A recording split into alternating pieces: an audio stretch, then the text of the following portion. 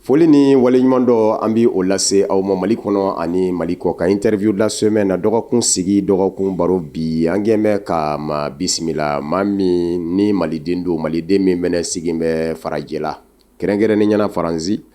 Faranzi sigi na sira fɛnɛ fɛ a sera ka kɛ sigida ɲɛmaa ye u ko maa minnu ma ko élu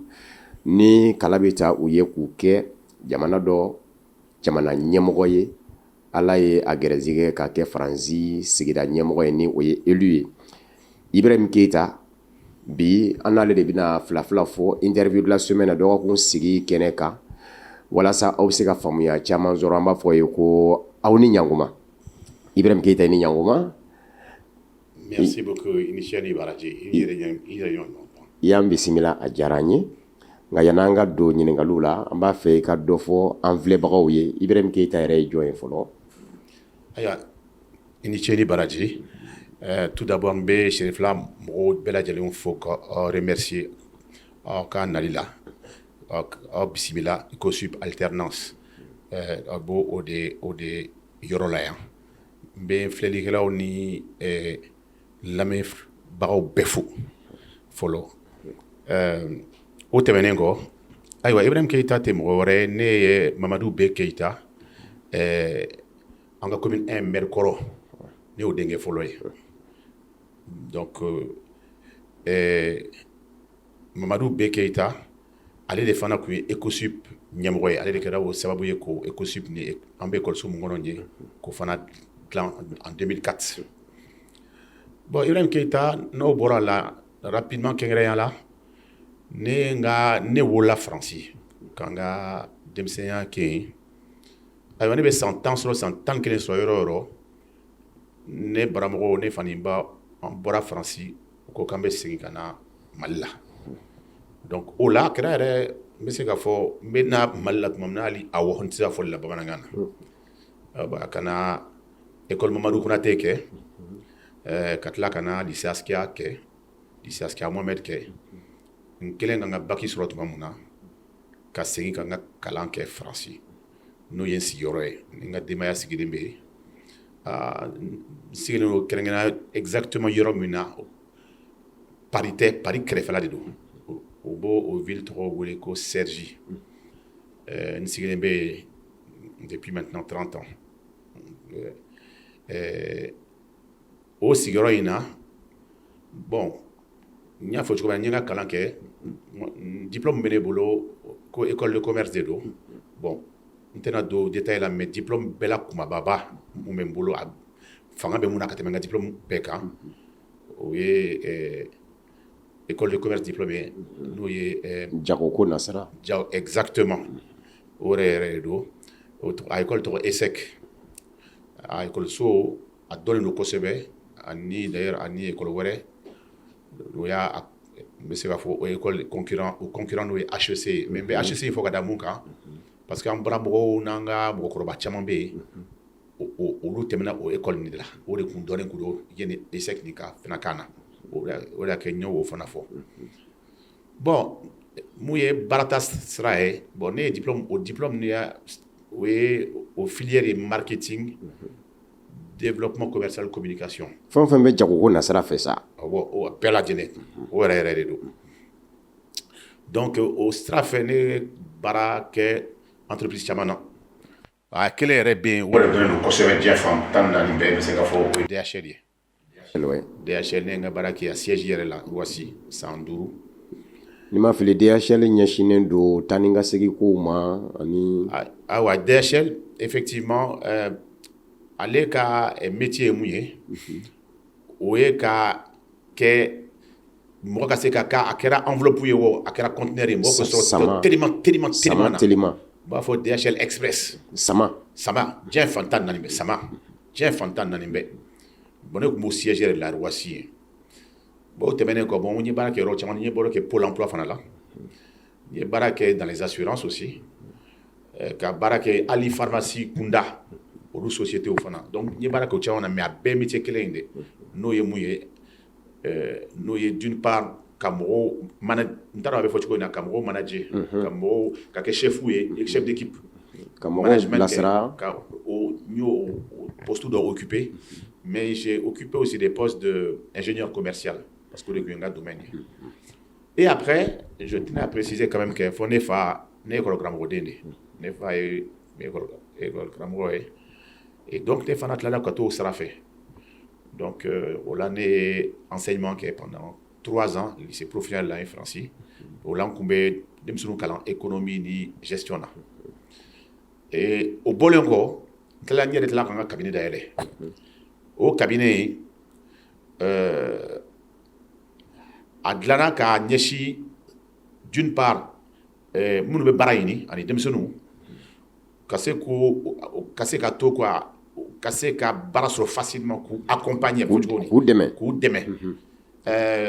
et d'autre part ka nyeshi entreprise uma pour que entreprise nyamoro kase ka fo mo nu baraka bolo kase ku motiver chomina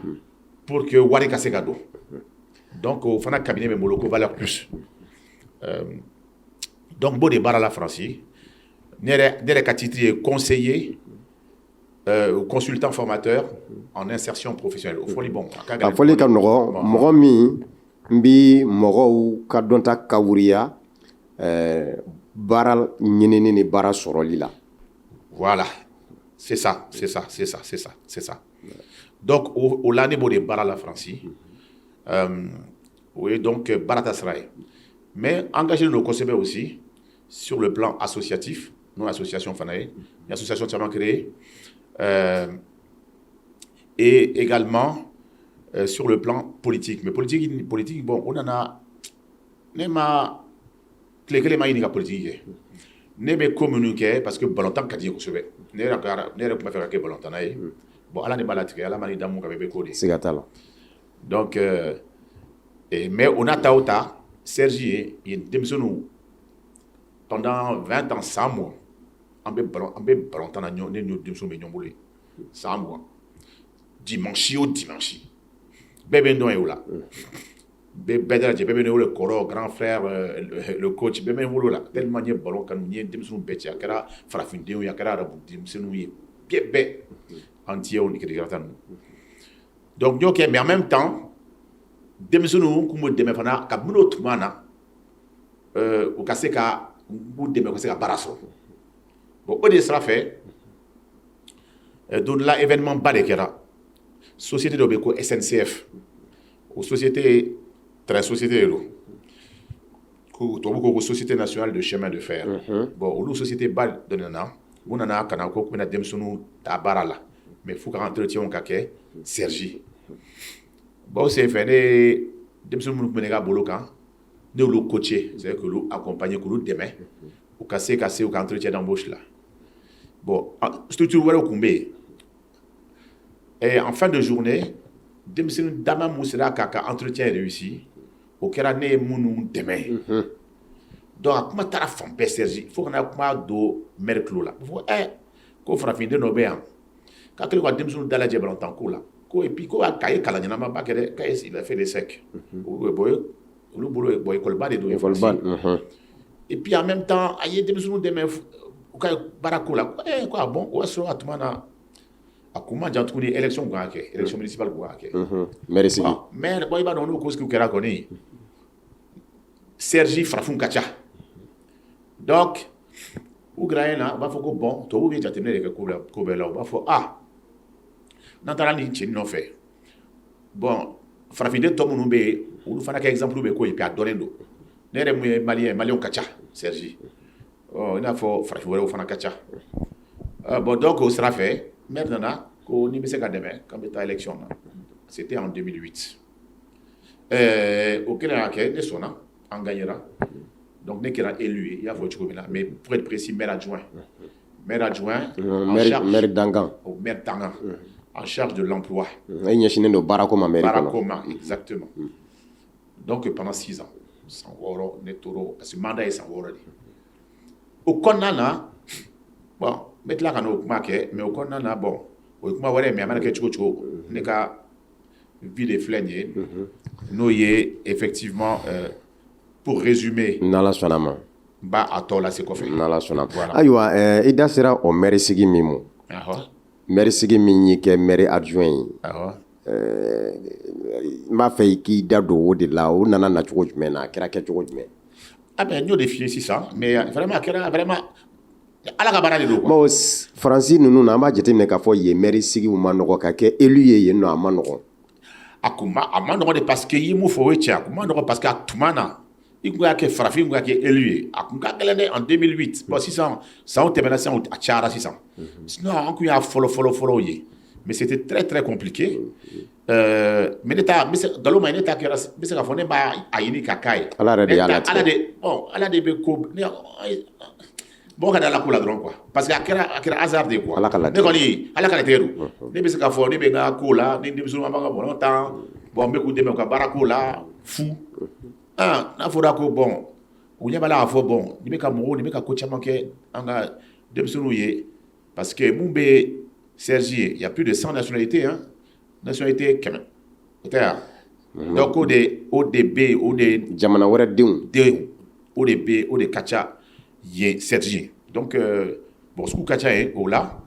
mais o n'a ta o ta n y'a f'i ye cogo min na a ko kɛra ten mais n bɛ se ka mun kɔni fɔ effectivement a ka gɛlɛn parce que u tɛ n bɛna o fana sujet aborder farafin u tɛ farafin filɛ fɛ kosɛbɛ donc n bɛna se ka kɛlɛkɛlɛnin minnu tɔmɔ u b'olu bila ɲɛma u ka se ka jama sɔrɔ pour que u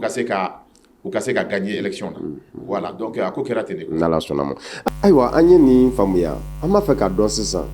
i ye wulikajɔ kɛ pour que balɔntanyɔrɔ dɔ tɔgɔ ka da walikele Salif Keita Domingo Mali yɛrɛ balɔntannaba kɔrɔ dɔ ni ma bɛ se ka fɔ a kɛra ale de kɛra premier ballon d'or africain a tɔgɔ dara balɔntanyɔrɔ dɔ la e sababu la o sera ka kɛ cogo di. ayiwa ala ka baara de don koyi vraiment n bɛ segin a kan tuguni ala ka baara don komi don ne bɛ mairie la n y'a f'i ye cogo min na n kɛra équipe municipale la n kɛra maire adjoint ye bon san wɔɔrɔ kɔnɔna na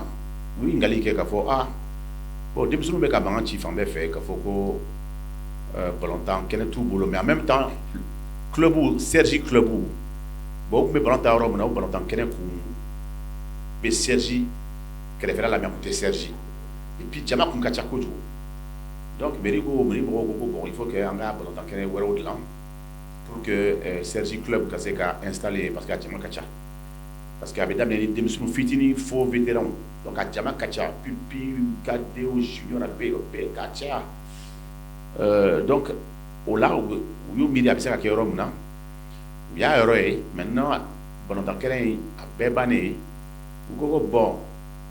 ko maintenant tɔgɔ di bɛ bɛ se ka da parce que a mana kɛ cogo o cogo ni balontan kɛnɛ bɛ kɛ fo tɔgɔ de ka da kɛnɛ kɔni kan u y'u miiri ko mais ko ça serait bien que u mana to u bɛ tɔgɔ mun d'a la a ka kɛ balontannaba dɔ ye bon mais ni b'i miiri ni ma fɔ i bɛ balontanna tɔgɔ di balontan kɛnɛ kan i bɛ Sergi mɔgɔ minnu bɛ Sergi i b'a jateminɛ k'a fɔ étranger de ka ca dunanw ka ca Sergi bon dunanw ka ca Sergi et donc par rapport à ça bon i bɛ jateminɛ an ka kuma fɛnɛ kuma dɔ fana fɔ tubabu bɛ jateminɛ ko kelen la u b'a fɔ bon n'an ye a kɛ balɔntannaba ye tubabu balɔntannaba dɔ ye tubabu man ca donc ni vote sera mais fɛrɛ de don parce que mɔgɔ t'o n b'o fɔ bi mɔgɔ ka faamuya quoi parce que n'i ye politique la politique ko caman bɛ yen tubabu fɛ u tɛ ko k'u kun fɛ u bɛ jateminɛ ko k'u bɛ la o dɔw b'a jateminɛ k'a fɔ i ka tɔgɔ da Platini na Sergi ani ka tɔgɔ da Salif Keita la Sergi c'est pas la même chose parce que étranger ka ca Sergi donc par rapport à ça ne ye proposition de kɛ bon ne ye proposition kɛ parce que balontan ne tun b'a tan balontan kun ka di ne ye n ye proposition kɛ parce que i n'o cɛ yɛrɛ ne tun bɛ Salif dɔn dɔɔnin fitinin n tun bɛ to k'a ye n y'a ye balontan na ala ka jubilé 79 ne tun bɛ yen ne denmisɛnninma ne tun bɛ yen et je l'ai vu jouer en 79 o k'i cɛ ka bɔ yen ne ye Salif ye n t'a dɔn ni o fana ala ka latigɛ ye ne bɔlen Mali la ne ye bourse sɔrɔ yɔrɔ min na c'était à Saint-Étienne a ye ballon ta yɔrɔ min a ye ballon ta yɔrɔ min na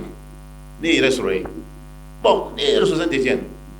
ale ye Keita ye ne ye Keita donc bɛɛ bɛ Salif ko kuma fɔ ne yɛrɛ tila ka Salif ye a dalen Saint-Étienne ye o y'a sɔrɔ ne yɛrɛ t'a hali ne t'a dɔn k'a fɔ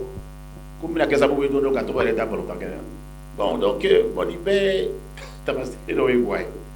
hali yɛrɛ tun kɛra balintana ye i bɛ cogo min na i tun bɛ sɔn ka kɛ Salif Keita junior fana ye parce que hali kundamaw ni a bɛɛ bɛ se ka taa ɲɔgɔn na fana. Ka talent kɔni Mali la ni tun bɛ se k'o sɔrɔ parce que Salif c'était un génie quand même. C'était un génie du football.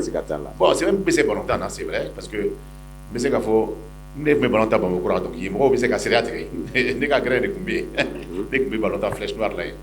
donc mɔgɔw bɛ yen dɔn kosɛbɛ et puis fana Salif ne bɛ to ka ye Bamakɔ parce que Bamakɔ carré dɔ tun bɛ yen a na bɛ to ka taa terikɛ fɛ Musa Konate tun b'a invité donc ne tun b'o bɛn o y'a sɔrɔ j'étais jeune donc ni Salif ka ko caman de b'a kɔnɔ quoi mais ni ko bɛ don a bɛɛ na dabalibanko de don mais n bɛ se ka mun fɔ dɔrɔn pour en revenir pourquoi a tɔgɔ sera ka da cogo min na donc ne ye proposition de kɛ tubabuw ye jateminɛ kɛ mu sigara ko k'e bɛ Salifu dɔn wa a bɛ tan don tan bon parce que u kɛtɔ ka dan n'a ka gɛlɛn quoi donc u ye enquête kɛ u y'a lajɛ k'a fɔ est-ce que ne ye danayamɔgɔ ye après u y'u miiri mais ne tun tɛ yen puis u yɛrɛ dama ɲɔgɔn cɛ u kumana bon u kumana après u tila ka se ne ma k'a fɔ ko ah bon parce que u yɛrɛ dama ɲɔgɔn cɛ ne tɛ se ka kɛ o kɛnɛ kan ko munna u b'a choix kɛ Salif ye quoi et puis u b'a dɔn k'a fɔ n'o kɛra Serge a ville fana tɔgɔ bɛ bɔ mais Salif c'est une star planétaire donc simplement il n'y avait pas de lien entre la ville de Cergy et Salif. Dɔnbagaya de tun t'u cɛ. Voilà. Donc il n'y a pas de lien parce que Clément ballon de Cergy a coûté Cergy donc c'était Saint-Étienne. Mais on a taouté à la barca là, où son a trop d'ara au chocolat. Donc ok les gars, mais Salif volé parce que tout le monde est bon. Coulou sona, mais il faut que les gars Salif volé na sona à trop gada ballon tant qu'elle est un peu. Voilà. On va faire trop de gada. Donc là Salif volé qu'à fois et Salif a accepté. Mais il a dabali bana quoi. Donc je tiens à préciser que Balantan Kene, on dit le stade Salif Keita, mais Balantan Kene nani synthétique nani. Au débat on dit le stade Salif Keita, mais c'est 4 terrains qui portent le nom stade Salif Keita. Terrain d'honneur Bala, terrain Sabaware, entraînement de Koluka. Et il y a le terrain officiel avec les tribunes. C'est un beau stade et le stade a été inauguré le 27 septembre 2009. Wow. Donc, avec calcul qui est, si ça on est en 2023, donc ça va, le stade maintenant a 14 ans. Ce n'est pas rien. Et ce jour-là, le 27 septembre, en clip à la Kosovo, c'était hier, il faisait très très beau. Et on a tellement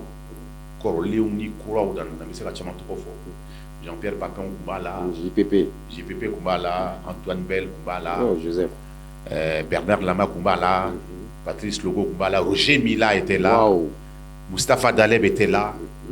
et Roger Boli était là, le frère de Basile Boli était là. Le frère de Basile Boli. Il y avait également, comment ça s'appelle, Rachid Bekoufi. Rachid Bekoufi, c'est un Algérien où des Salif accueilli Saint-Étienne, qui était une star à Saint-Étienne aussi. Les amis de Salif, de Saint-Étienne, Georges Beretta, nous. Bon, Jean-Michel Larquet, nous et Salif Telekeba, il avait un empêchement. Mais c'est qu'à fois avec beaucoup de fierté, Salif Bakalama, Salif Baroula, mais allez rémaphoner parce que Salif est très timide et très réservé. Mais on Salif Kasaki Nyou, Kakasakita. On peut comme équipe qui est là, pendant là, c'était Aimé Jacquet, champion du monde. Aimé Jacquet, quel est Salif Kasakita. Ils étaient dans la même équipe. Aimé Jacquet, donc Jean-Michel Larquet et Salif Keita. Bon, nous ne savons pas parce que nous avons tout le temps. Il y avait les frères Rivelli, il y avait les Jacques Santini. Bon, Corolé, on est monsieur Koulou, donc quoi. Mais, monsieur Ramdon, parce qu'Alissa, Jean-Michel Larquet avec moi pour Bébaye, et puis Aimé Jacquet était champion du monde en 98. Voilà, donc, à trop d'ara au Tchoué là. Ayiwa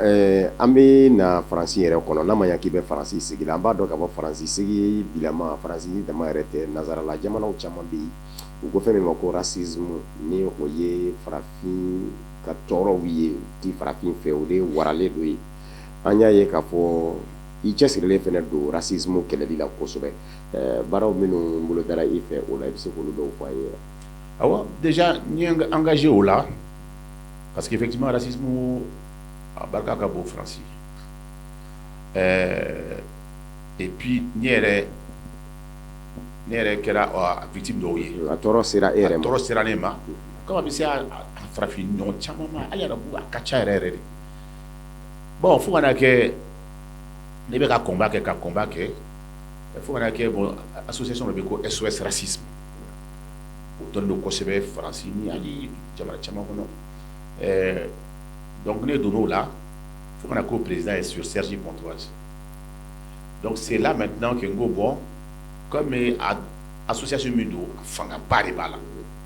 donc o la mais a but tun tɛ k'a fɔ i bɛ kule fan bɛɛ fɛ ko racisme bɛ yen ça règle pas le problème n ko an tun bɛ mun kɛ d'une part an tun bɛ u b'a wele tubabukan na ko permanence juridique c'est-à-dire que ni racisme ko n'a a ko ser'i ma i bɛ se ka taa o yɔrɔ la ka taa i ɲɛfɔ ye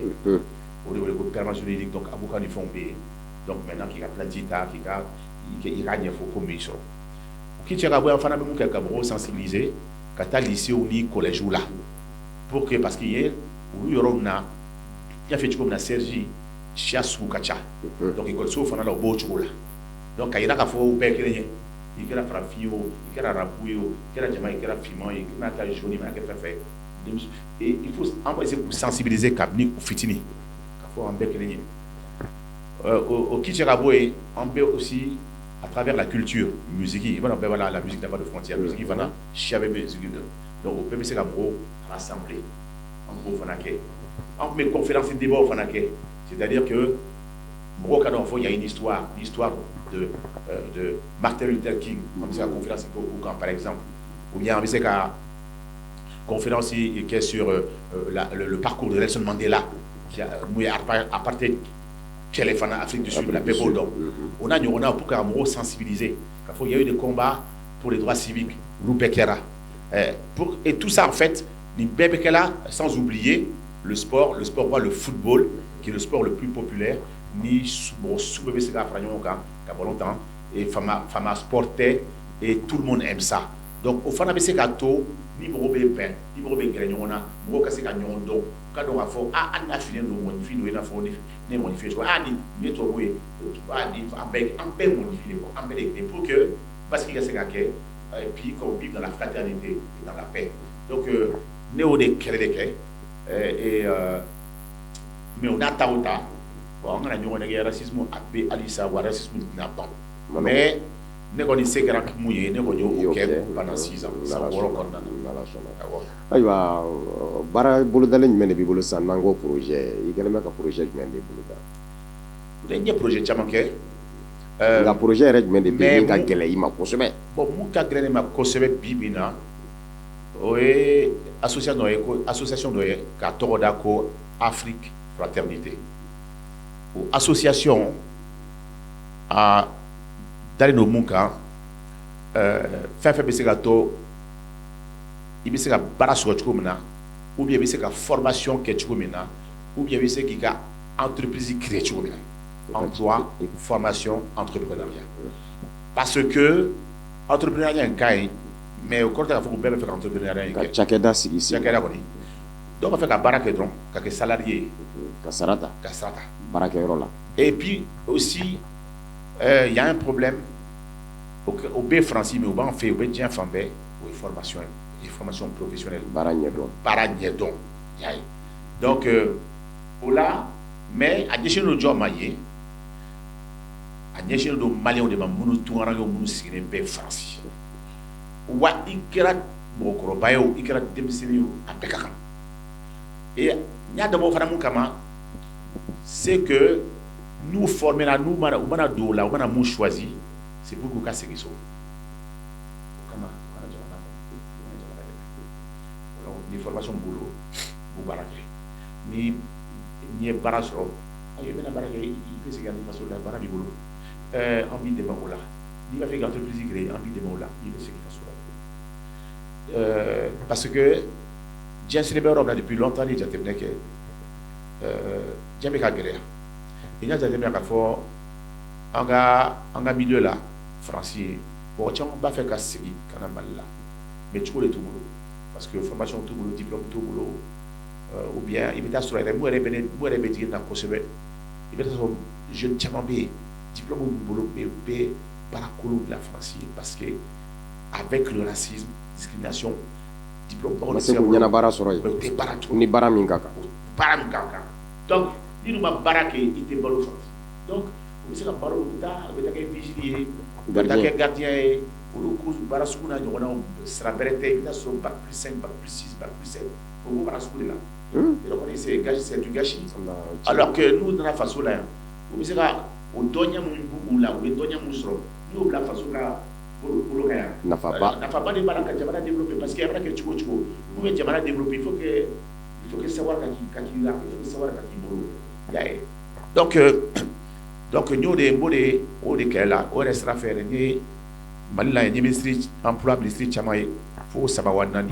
bon n tɛn'u tɔgɔ fɔ mais hali faransi fana ambassade la yen n ye boliboli fana caman kɛ yen parce que n dalen b'o projet in na mais en même temps o projet Afrique fraternité a b'a fɛ ka sigi yan fana mais cette fois-ci ka ɲɛsin jeunes dɔrɔn de ma yan jeunes dɔrɔn de ma yan parce que ɲɛ bɛ jeunes au chômage barika bonyalen don kosɛbɛ du côté des jeunes donc o ɲɛsin olu ma pour que k'olu fana dɛmɛ y'a ye parce que ne dalen bɛ ko kelen na ni denmisɛnninw n'u ma ta baara la a tɛ bɛn parce que olu de ye avenir ye donc voilà un petit peu Afrique fraternité o ni ne projet de bɛ nin kan kosɛbɛ voilà. ayiwa dakuru ɲɛ min b'i bolo ka lase Mali jeunesse ma kɛrɛnkɛrɛnnenya la message min bolo ka lase u ma teliya la mais Mali jeunesse c'est simple o ka ne bɛ kuma kelen f'u ye bi foyi tɛ sɔrɔ nɔgɔya la u ka accepter ka gɛlɛya kun ka kalan ɲɛnama kɛ kalan k'a fɔ nɔgɔya bɛ yen kalan n bɛ diplôme sɔrɔ fu la kalan diplôme wari tɛ se ka diplôme tɛ se ka dɔnniya ko san dɛ i bɛ se ka diplôme kɔni san mais i tɛ se ka dɔnniya san o ye fɔlɔ ye filanan faut que denmisɛnw ka kisɛya il faut k'u ka kisɛya il faut qu'ils soient patients k'u timinandiya et puis u ka muɲu tubabu ko après l'effort le réconfort sɛgɛn kɔfɛ hɛrɛ bɛ na il faut que denmisɛnw ka jateminɛ k'a fɔ foyi tɛ sɔrɔ ni i ma wasi n'o kɛra o la pourquoi n b'o fɔ pourquoi n bɛ insister o la parce que jamana jigi olu de ye sini sinikɛnɛ olu de don mais ni denmisɛnnin kalanni t'an bolo a ko ɲɛ ka gɛlɛn kojugu n b'a fɔ cogo di bamanankan na a bɛ i n'a fɔ n'i ye yiri fɛn turu ka yiri ka se ka yiri sɔrɔ il faut qu'il ka se ka yiriden kari mais il faut du temps il faut beaucoup de temps kɔrɔbaya ka feere ka sɔrɔ ka na den kojugu donc par rapport à ça il faut que denmisɛnninw ka kalan parce que ne dilan ka phrase dɔ ye a bɛ hakili to an ka tubabukan ka ca mais c'est important tubabu ko parce que n tɛ se ka fɔ bamanankan c'est de l'instruction que naissent les grandes nations. Kalan de sababu la jamana baw bi na kalan de bɛ na ni jamana baw n'i b'a fɛ ka jamana ba sɔrɔ f'i ka denmisɛnninw kalanlenw de sɔrɔ olu de bɛ se ka jamana la taa ɲɛ c'est le savoir qui donne le pouvoir n'i ye kalan sɔrɔ i bɛ se ka fanga sɔrɔ ayiwa n bɛ tila o la n bɛ se ka tila o kuma in na yɔrɔ min na jeunesse la o kɔni o ye bamanankan ye n'i ye miiri kosɛbɛ ko tolon tɛ sɛbɛ sa mais denmisɛnninw ka jate minɛ tolon tɛ sɛbɛ sa cogo o cogo u ka sɛbɛ bila tolon ɲɛ ne ka kuma laban o de ye jeunesse ma tolon tɛ sɛbɛ sa nka denmisɛnw ka sɛbɛ bila tolon ɲɛ mais caman de bɛ yen kɔrɔ de b'a ɲɛ fɔ parce que caman kɛlen don ka tulonkɛ de bila sɛbɛ ɲɛ tulonkɛ o tuma bɛ yen u bɛ se ka kɛ ɲɔgɔn fɛ o mais i b'i hakili to i ka avenir de la i b'o de garanti parce que o de b'a to n'i kalanna i bɛ wari sɔrɔ n'i kalanna i bɛ se ka denbaya balo n'i kalanna i tɛ dulon i baramɔgɔw la tuguni n'i kalanna i bɛ fɛn fɛn nɔfɛ i b'a sɔrɔ i bɛ se o sɔrɔ i yɛrɛ ye i bɛ bɔ i baramɔgɔw kan i bɛ se ka mobili san i yɛrɛ ye i b'i yɛrɛ ta i yɛrɛ bɛ tila k'i yɛrɛ baramɔgɔw ta mais caman bɛ yen o baramɔgɔw de b'u ta halisa donc il faut vraiment que an ka denmisɛnw ka kisɛya voilà n b'a fɛ k'o de fana fɔ n b'a fɛ k'o de message adressé jeunesse malienne an b'i fɛnɛ fo k'i waleɲuman dɔn an bisimilali la n b'a dɔn k'a fɔ nin tɛna kɛ an sigi ko laban ye don nataw la an bɛ sɔn ka ɲɔgɔn sɔrɔ Sherifila TV filɛbaw an b'aw fo ka waleɲuman dɔn Mali kɔnɔ ani Mali kɔ kan ani maa min kun bɛ ɲɔgɔn bolo Ibrahima Keyita don Ibrahima Keyita maa wɛrɛ tɛ an yɛrɛw ka Bamakɔ sigida Gale o sigida ɲɛmaa kɔrɔ maire kɔrɔ ni o ye Ala ma hinɛna Ala Mamadu B Keyita o denkɛ de don a sigiyɔrɔ bɛn bɛ Faransi jamana ma Ala barikala fana a kɛra yen sigida ɲɛmaa ye a bɛ dugu min na ni o ye Serge ye o maire kɔnɔ o maire danga don a n'an bɛ Mali kɔnɔ tile fila in na sanfɛ kalanso min fɛnɛ bɛ yan ni o ye OCSUP ye i ka dɔn k'a fɔ o promoteur ni o ye Ala ma hinɛna Halibi Mamadu B Keyita ye o denkɛ de don Ibrahima Keyita ani a sera ka fila fila fɔ a ka na kɔnɔ Mali la ani haminanko minnu bɛ a la ka ɲɛsin Mali yɛrɛ mɔ kɛrɛnkɛrɛnnen ɲɛna jango a kɛmɛ ka baara min boloda ni o ye projet Afrique Solidarité c'est bien ça Afrique Fraternité donc o baara in ɲɛsinnen don farafinna kɛrɛnkɛrɛnnenya Mali denmisɛnninw de ma don nataw la o bɛ bila sen kan min bɛ se ka to denmisɛnw ka baara ko bɛ se ka nɔgɔya an b'aw fo ka waleɲuman dɔn Mali kɔnɔ ani Mali kɔ kan aw minnu kɛ kun bɛ ka ɲɛmada ka ɲɛsin anw ma Sherifila TV Jabarani interview la semaine dɔgɔkun sigi dɔgɔkun baro bi kuncɛ nin yɔrɔ in na k'an bɛɛ juma nata n'Ala ka jɛ